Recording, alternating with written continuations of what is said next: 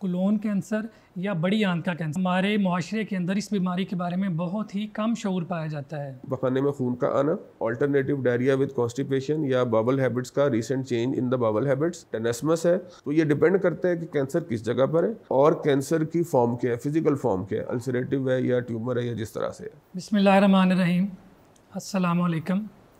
आप प्रोग्राम देख रहे हैं सेहत ही ज़िंदगी है और मैं हूं मोहम्मद आमिर। मौजूद नाजरीन, आज हम एक इंतहाई अहम मौजू के ऊपर गुफ्तगू करने जा रहे हैं। हम आज एक ऐसी बीमारी के बारे में गुफ्तगू करेंगे जो बहुत ख़तरनाक बीमारी है। अफसोस की बात यह है कि हमारे मुआशरे के अंदर इस बीमारी के बारे में बहुत ही कम शऊर पाया जाता है। लोगों को इसके बारे में आगाही ना होने की वजह से इसकी इब्तदाई इलामात ज़ाहिर होने की बुनियाद पर या तो लोग इसको इग्नोर कर देते हैं और या फिर शर्म और झिझक की वजह से तिब्बी मुआयना अपना नहीं करवाते, और जब बीमारी ज़ाहिर होती है तो वो काफ़ी हद तक बढ़ चुकी होती है। इस बीमारी का नाम कोलोन कैंसर या बड़ी आंत का कैंसर है। और अफसोस की बात यह है कि पूरी दुनिया में ब्रेस्ट कैंसर और इसके बाद फेफड़ों के कैंसर और फिर तीसरे नंबर पे कोलोन के कैंसर से अमवात, शरह अमवात जो है वो बहुत ज़्यादा है। यानी तीसरे नंबर पर पूरी दुनिया में शरह अमवात है वो कोलोन कैंसर यानी बड़ी आंत के कैंसर की वजह से है। इसी मौजू पर गुफ्तगू करने के लिए आज हमारे स्टूडियो में बहुत ही इंतहाई अहम शख्सियत मौजूद हैं। प्रोफेसर जनाब डॉक्टर आबिद साहब, आप independent medical college Faisalabad, Nawaz Sharif medical college Gujrat और king Abdul Aziz university Jeddah Saudi Arabia में बतौर एसोसिएट प्रोफेसर खिदमत सरंजाम दे रहे हैं। बहुत शुक्रिया डॉक्टर साहब आपके तशरीफ़ अफ्रीका। आप पाकिस्तान छुट्टियों में तशरीफ़ लाए थे लेकिन आपने हमारे लिए वक्त निकाला और हमें इज़्ज़त बख्शी, आपका बहुत शुक्रिया। अच्छा डॉक्टर साहब, आपको जैसे कि पता चल गया है कि जो मौजू है बहुत हमारा अहम है, ये बताइएगा कि कोलोन कैंसर क्या होता है और ये इब्तदाई तौर पर जिस्म के किस हिस्से पर ज़्यादा असरअंदाज होता है? बिस्मिल्लाहिर्रहमानिर्रहीम। जी आमिर भाई, ऐसा है कि जो हमारी ग़िज़ा की नाली है, ये खुराक की नाली है, ये मुंह से शुरू होकर उसके बाद खुराक की नाली इसोफेगस, फिर मैदा जिसे स्टमक या मैदा कहते हैं, उसके बाद फिर छोटी आंत होती है और जिसके मुख्तलिफ हिस्से हैं, जेजिनम है, डिडोनम है, जेजिनम है और आइलियम है, और उसके बाद फिर अखीर पे बड़ी आंत है। तो बड़ी आंत जो है ये शुरू होती है जहाँ पे छोटी आंत बड़ी आंत से मिलती है, वहाँ पे अपेंडिक्स तो आपने सुना होगा। तो अपेंडिक्स बेसिकली जहाँ छोटी और बड़ी आंत मिलती हैं, आइलियोसिकल जंक्शन पे, वहीं पे सीकम के साथ अपेंडिक्स होता है, वहाँ से बड़ी आंत शुरू होती है। और उसके बाद फिर इसके मुख्तलिफ हिस्से हैं जिसको हम उनकी जो जोग्राफियाई जिस तरीके से उनकी पोजीशन है एनाटॉमिकल, उसके मुताबिक ही उनको नाम दिए गए। मतलब पहला हिस्सा राइट साइड पे ऊपर को जाता है, उसे हम असेंडिंग कोलोन कहते हैं। उसके बाद राइट से लेफ़्ट को जाता है, उसे हम ट्रांसवर्स कोलोन कहते हैं। उसके बाद फिर ये नीचे की तरफ आता है लेफ़्ट साइड पे, उसको हम डिसेंडिंग कोलोन कहते हैं। उसके बाद फिर यहाँ से वो एक एस शेप बनाता है, तो एस की वजह से उस हिस्से को सिग्मॉइड कोलोन कहते हैं। और उसके बाद फिर रेक्टम और फिर एनल कैनाल, जहाँ से फिर जो है वो पखाना जो है जिसका खराज होता है। तो ये बेसिकली बड़ी आंत जो है ये इंसों में मुश्तमिल है, ascending colon, caecum, ascending colon, descending colon, transverse colon और सिग्मॉइड कोलोन और रेक्टम के ऊपर। और जो कैंसर है इसका, ये इसमें से किसी भी हिस्से को मुतासर कर सकता है, बड़ी आंत के किसी भी हिस्से को मुतासर कर सकता है। और बेसिकली ज़्यादातर 2/3 हिस्सों में ये लेफ़्ट साइड को करता है मुतासर। अच्छा। जिसमें जो रेक्टम, सिग्मॉइड और डिसेंडिंग कोलोन आता है। और जैसे जैसे हम ऊपर की तरफ जाएं, प्रॉक्सिमली जाएं जिसे कहते हैं, तो उसमें इसका इम्कान कम होता है। मतलब सीकम का कैंसर जो है वो सबसे कम है इसमें, लेकिन ये मुतासर जिस्म के यानी बड़ी आंत के किसी भी हिस्से को कर सकता है। अच्छा डॉक्टर साहब, ये बताइएगा कि इसकी वजूहात क्या हैं और ये इब्तदाई इलामात कौन सी हैं जो ज़ाहिर होती हैं शुरू में? जो इसकी वजूहात है ना, इसकी वजूहात में एक तो पहली चीज़ है जेनेटिक्स। अच्छा। जिस तरह से कुछ ऐसी चीज़ें हैं जो, जिस तरह से एक डिज़ीज़ होती है जिसे हम कहते हैं familial adiposis coli, FAP, familial adenomatous polyps. तो बेसिकली उसमें फैमिलियल का लफ्ज़ जहाँ भी आएगा ना, इसका मतलब है इट रन्स इन फैमिलीज़। अच्छा। तो ये मौरूसी होगी और फैमिलीज़ में ट्रांसमिट होगी। तो जिन पेशेंट्स में ऐसी जीन्स पाई जाएं जिसकी वजह से ये एडिनोमाज, ये पॉलिप्स क्या होता है? पॉलिप्स एक थोड़ा सा जिस तरह यूँ समझ लीजिए कि एक इस शक्ल का उभार होता है उसको हम जो है ना पॉलिप कहते हैं। तो इसमें मल्टीपल पॉलिप्स बनते हैं और उन्हीं में से फिर आगे से कैंसर बन जाता है। इसी तरीके के साथ इसके रिस्क फैक्टर में से एक इन्फ्लेमेटरी बावल डिजीज़ में से अल्सरेटिव कोलाइटिस। अच्छा। और अल्सरेटिव कोलाइटिस के भी एक रिस्क फैक्टर है जिन पेशेंट में अल्सरेटिव कोलाइटिस, और अल्सरेटिव कोलाइटिस भी मौरूसी है, और जिन पेशेंट में अल्सरेटिव कोलाइटिस हो उनमें चांस इसका कोलोनिक यानी कि बड़ी आंत के कैंसर का ज़्यादा होता है। अब ये तो रही जिनियाती मामलात। उसके अलावा जो है डाइट का बहुत अहम रोल है। जो रफ़ डाइट है जिसे फाइबर डाइट कहते हैं वो इसके लिए बेनिफिशियल है, और जितनी रिफाइंड डाइट है, रेड मीट और रिफाइंड डाइट जो है उसका बहरहाल जो है वो देखा गया है कि उसका जो है वो इसके साथ वो रिस्क फैक्टर को बढ़ाती है, कैंसर को बढ़ाती है। प्रोसेस फूड यानी कि प्रोसेस फूड जो है बढ़ाती है। इसी तरीके के साथ जो है अल्कोहल, स्मोकिंग। अच्छा, स्मोकिंग जो है ये भी रिस्क फैक्टर है क्रोनिक कैंसर के लिए। और इसके साथ जो है ओबेसिटी, मोटापा। बल्कि उन्होंने पिछले दिनों में अभी जब आपने मुझे बताया इस टॉपिक पे बात करने के लिए, तो मैं अभी देख के रिसेंटली वो उसमें पढ़ के आ रहा था कुछ स्टडीज़, तो उनमें देखा कि जिन पेशेंट्स में ये इसका इलाज हुआ तो उनमें जिन पेशेंट्स को उन्होंने बाद में एक्सरसाइज बताई और वो रेगुलर एक्सरसाइज करते रहे, उनमें इसके दोबारा होने का इम्कान कम पाया गया उन लोगों की निस्बत जो एक्सरसाइज नहीं करते। अच्छा जी। तो अगर हम इसको समराइज़ करें तो पहली बात तो ये है कि इसमें कुछ जनियाती तब्दीलियाँ हैं, और उन जनियाती तब्दीलियों में से ज़्यादातर ऐसी हैं जो मौरूसी हैं, फैमिलीज़ में चलती हैं। अच्छा। उसके बाद फिर डाइट का रोल आ जाता है। जो रफ़ डाइट है, फाइबर डाइट है, वेजिटेबल और फ्रूट्स हैं, वो बेनिफिशियल है। इसी तरह कैल्शियम और मैग्नीशियम का भी इसका जो है रोल बेनिफिशियल है। और जितनी ज़्यादा जो है वो डाइट है, रिफाइंड फूड है वो, और रेड मीट, ये रिस्क फैक्टर्स में आती हैं। फिर अल्कोहल, ओबेसिटी और जो सेडेंटरी लाइफस्टाइल है उसमें भी इनमें भी इनका रिस्क थोड़ा बढ़ जाता है।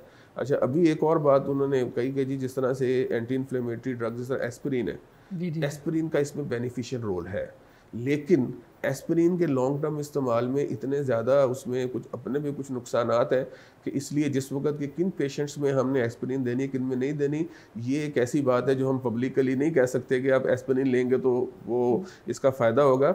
ये मेरा ख्याल है कि जो डॉक्टर पे छोड़ देना चाहिए कि वो फैसला करेगा कि किसको फ़ायदा होगा और किसको फ़ायदे की जगह नुकसान होने का इम्कान है। इसकी इब्तदाई इलामात जो है वो क्या है? अच्छा, इसकी इब्तदाई अलामात जो है ना, ये भी इसकी लोकेशन पे डिपेंड करती हैं। अच्छा जी। लेफ़्ट साइडेड जल्दी पता चल जाता है, जितना डाउन होगा मतलब जितना डिस्टल होगा, डिस्टल का मतलब ये है हम जब प्रॉक्सिमल या डिस्टल की बात करते हैं तो जिस तरह कोई शाख है जब अपने असल से जुड़ी होती है तो जो शाख जहाँ से शुरू होती है वो प्रॉक्सिमल होता है, तो जो उसका दूर वाला सिरा उसको डिस्टल कहते हैं। अच्छा। इसी तरह जब हम आंतों के हवाले से बात करते हैं जो ऊपर वाला हिस्सा होता है उसको हम प्रॉक्सिमल कहते हैं, और जो ऐसे नीचे जाए उसको डिस्टल कहते हैं। तो जितना ये डिस्टल होगा उतने इसके जो है ना अलामात जल्दी ज़ाहिर होंगी और वो फ़र्क होंगी। तो लेफ़्ट साइड की फ़र्क है राइट साइड से। अच्छा जी। तो अब फिर डिपेंड करता है कि ये इसकी फ़िज़िकल, इसका जो है फ़िज़िकल फॉर्म क्या है, क्योंकि फ़िज़िकल फॉर्म ये अल्सर की भी ले सकता है, ये बड़े ट्यूमर की भी ले सकता है। अच्छा। तो ऐसा ट्यूमर जो उसको सर्कमफ्रेंशियली यानी किसी चीज़ के जिस तरह ट्यूब है उसको चारों तरफ से हो जाए, तो वो जिस तरह से ग्रोथ हो तो वो क्या करेगी, वो ब्लॉक करेगी। हाँ जी, हाँ जी, फिजिकली ब्लॉक करेगी। तो उसमें फिर जाहिर है कि ऑब्स्ट्रक्शन और ऑब्स्ट्रक्टिव सिम्टम्स आएंगे। अल्सरेटिव में क्या होगा, जब अल्सर होंगे तो ब्लीडिंग होगी, तो उसमें ब्लीडिंग होगी। तो जो ज़्यादातर इसका मोस्ट कॉमन जो फीचर है वो है पखाने में खून आना। खून आना जी, पखाने में खून आने की सबसे बड़ी वजह ये नहीं है। अच्छा जी। अल्लाह का बहुत एहसान है कि पखाने में खून आने की ज़्यादातर वजूहात जो हैं वो कैंसर नहीं है।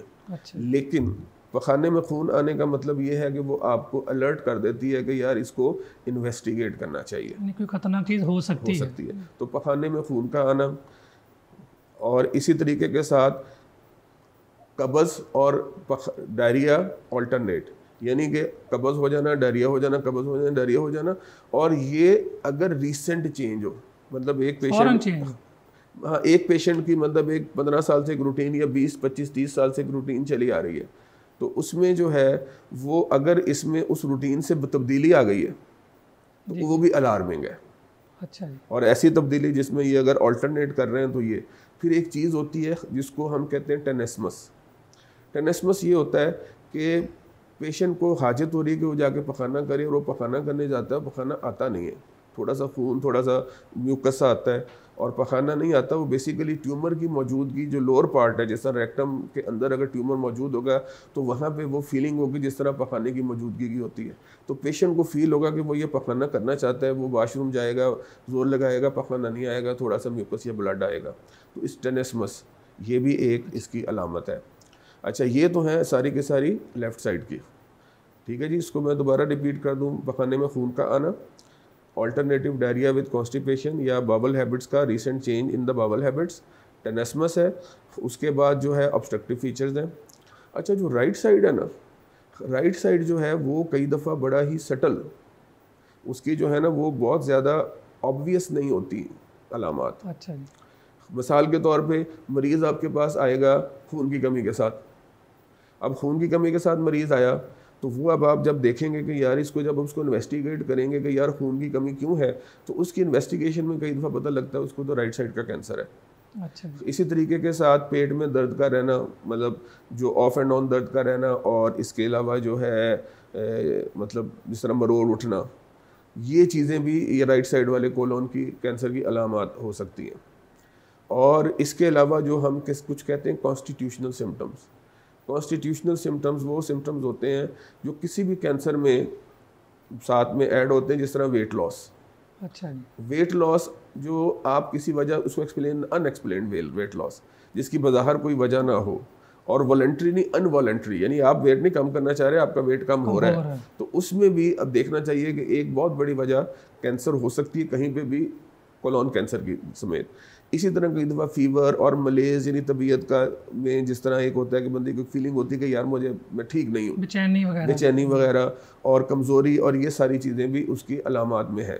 तो ये सारी के सारी, तो इसका मतलब हम दोबारा से समराइज़ करें, एक तो कॉन्स्टिट्यूशनल फीचर्स हो गए, यूजुअली वो थोड़ा लेट आते हैं, और लेफ़्ट साइड की अलामात पहले आ जाती हैं, पखाने में खून, टेनेस्मस, और इसके अलावा ऑल्टरनेटिव डायरिया एंड कॉन्स्टिपेशन। और राइट साइड पे जो है वो अगर जिसमें ज़्यादातर जो है, जिस तरह वो बड़ी वेग, जिस तरह से मैंने बताया कि एनीमिया, जी जी, वो भी प्रेजेंट इस तरह से भी प्रेजेंट कर सकता है।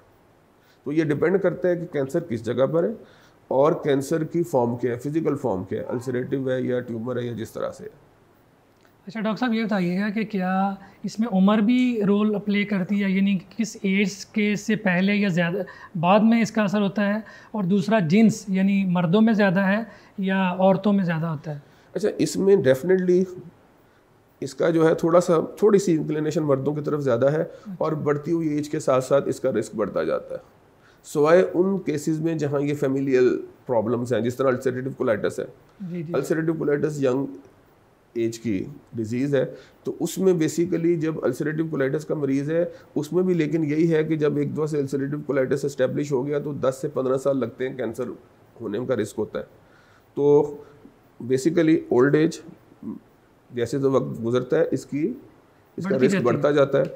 और हाँ, जहाँ पे वो इसके ऑलरेडी फेमिलियल डिजीज़ हों, जिस तरह फेमिलियल एडिपोसिस कोलाई मैंने जिक्र किया पहले, तो इस किस्म की डिजीज़ में फिर जो है वो थोड़ा अर्ली एज में भी आ सकता है। यानी वैसे नॉर्मली 45 से बाद कह सकते हैं? जी, 45 क्योंकि जो अमेरिका में जो स्क्रीनिंग प्रोग्राम है वो 45 से शुरू करते हैं, उस पर हम बात करेंगे जब आगे। तो इसकी डॉक्टर साहब, इसकी तशखीस के लिए कौन से टेस्ट जो है वो आप रिकमेंड करेंगे? देखिए, इस वक्त मरीज़ अब प्रेजेंट करता है जी। तो जो तरीक़ाकार है उससे पहले तो एक डिटेल्ड हिस्ट्री है।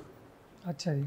और देखें ना, मरीज़ अगर एनीमिया के साथ भी आ गया है, अब सारी डिटेल्ड हिस्ट्री लेंगे, उसमें सिस्टमिक इंक्वायरी देखते हैं कि ये कौन से सिस्टम में फिट हो रहा है, या जिस तरह से ब्लीडिंग पीआर है तो उसमें भी हम देखते हैं कि उसमें से जो है वो कई किस्म के सवाल होते हैं जिससे हमें थोड़ा अंदाज़ा हो जाता है कि ब्लीडिंग का सोर्स प्रॉबेबली आंत में किस जगह पे हो सकता है।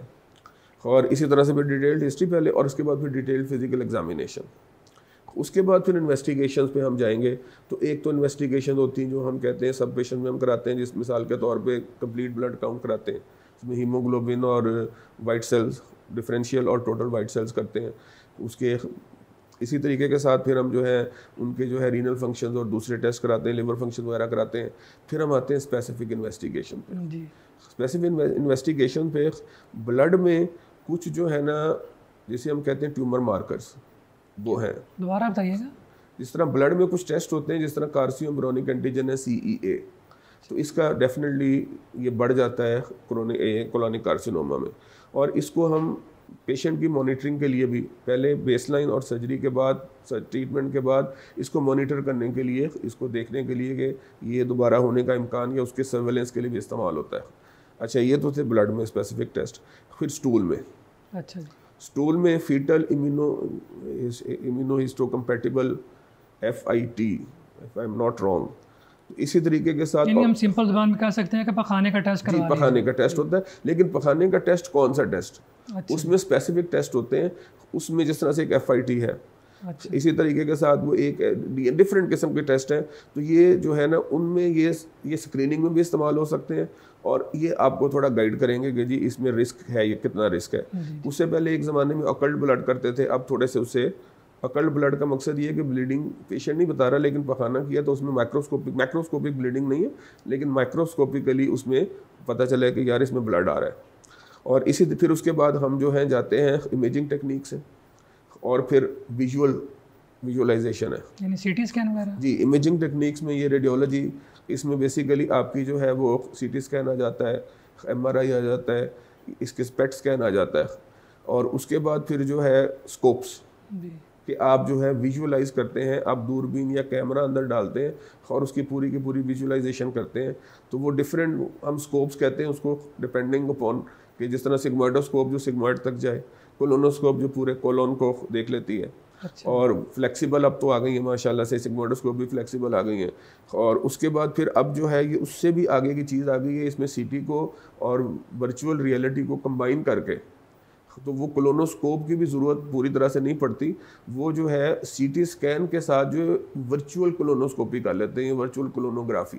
अच्छा जी। उससे पहले जो इसमें बेरियम अनीमा शुरू में दिया जाता था कि पहले बेरियम अनीमा, बेरियम से वो बेरियम पाउडर या इस जो है वो सस्ता था। उसके बाद फिर गैस्ट्रोग्राफिन वगैरह या थोड़े से महंगे लिक्विड्स आ गए, तो बेसिकली उनको पानी में मिला के तो उससे अनीमा देते थे।